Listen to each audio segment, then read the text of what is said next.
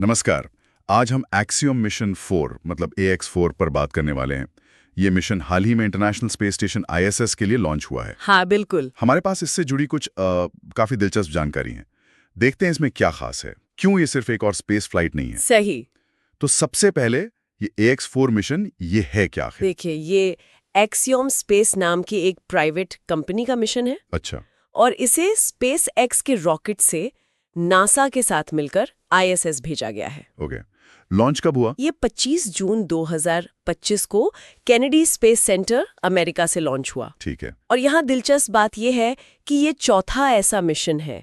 मतलब अब ये रूटीन जैसा बनता जा रहा है कि प्राइवेट कंपनियां क्रू को स्पेस स्टेशन भेज रही हैं। हाँ, ये तो बड़ी बात है। मतलब स्पेस अब सिर्फ सुपर पावर्स का डोमेन नहीं रहा। बिल्कुल। प्राइवेट सेक्टर की भूमिका बढ़ रही है और एक्सियोम के लिए तो ये एक और कदम है उनके अपने स्पेस स्टेशन बनाने के प्लान की तरफ। अच्छा, अब जरा क्रू की बात करते हैं। हाँ हाँ बिल्कुल। मैंने सुना ये काफी इंटरनेशनल टीम है। हाँ हाँ बिल्कुल, बहुत विविध। कमांडर है पेगी विटसन, अमेरिका से। पेगी विटसन, वो तो जानी मानी एस्ट्रोनॉट है। हाँ, पहले नासा में थी और ये उनकी 5वीं स्पेस फ्लाइट है। जबरदस्त अनुभव है उनके पास। 5वें? कमाल है। और कौन है? उनके साथ है भारत के शुभांशु शुक्ला। हाँ, ये नाम तो काफी चर्चा में है। जी, राकेश शर्मा जी के बाद अंतरिक्ष जाने वाले दूसरे भारतीय और ISS पहुंचने वाले पहले भारतीय बन गए हैं। ये तो ऐतिहासिक है और भारत के गगनयान प्रोग्राम के लिए भी ये महत्वपूर्ण होगा। बहुत ज्यादा। ये अनुभव गगनयान के लिए बहुत काम आएगा। फिर पोलैंड से स्लावुस उज़नान्स्की विस्निव्स्की हैं। पोलैंड से? हाँ, ISS जाने वाले पहले पोलिश नागरिक। और हंगरी से टीबोर कपू। हंगरी से भी? तो सोवियत जमाने के बाद ये पहले हंगेरियन हैं जो ISS जा रहे हैं। सही कहा। तो ये टीम दिखाती है कि स्पेस अब कैसे ज्यादा ग्लोबल हो रहा है। छोटे देशों को भी मौके मिल रहे हैं। तो ये सिर्फ अलग अलग देशों के झंडे ले जाना नहीं है, ये असल में उनके स्पेस प्रोग्राम्स को आगे बढ़ाएगा। बिल्कुल, ये सांकेतिक होने के साथ साथ प्रैक्टिकल भी है। एक तरह से ये उनके लिए ट्रेनिंग भी है, अनुभव है कि ISS पर काम कैसे होता है, प्रयोग कैसे होते हैं। अच्छा, और ये क्रू वहां सिर्फ विजिट करने तो नहीं गए? नहीं नहीं, बिल्कुल नहीं, काम करने गए हैं। करीब 14 से 21 दिन, मतलब 2 से 3 हफ्ते ISS पर बिताएंगे। और करेंगे क्या? 60 से ज्यादा वैज्ञानिक प्रयोग करेंगे।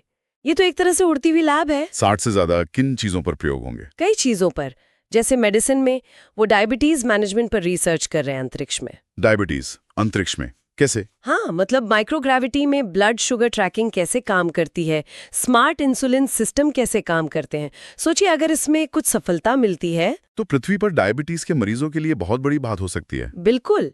इसके अलावा बायोटेक है। माइक्रोग्रेविटी में कोशिकाएं, अंग, बैक्टीरिया कैसे बर्ताव करते हैं, इसका अध्ययन। अच्छा, क्योंकि गुरुत्वाकर्षण के बिना शायद कुछ अलग दिखता हो। हाँ, वो पहलू सामने आते हैं जो पृथ्वी पर नहीं दिखते।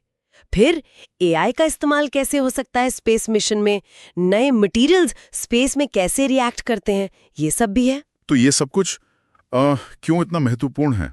इसका बड़ा मतलब क्या है? देखिए, कई बातें हैं। एक तो जैसा हमने कहा, कमर्शियल स्पेस का विकास।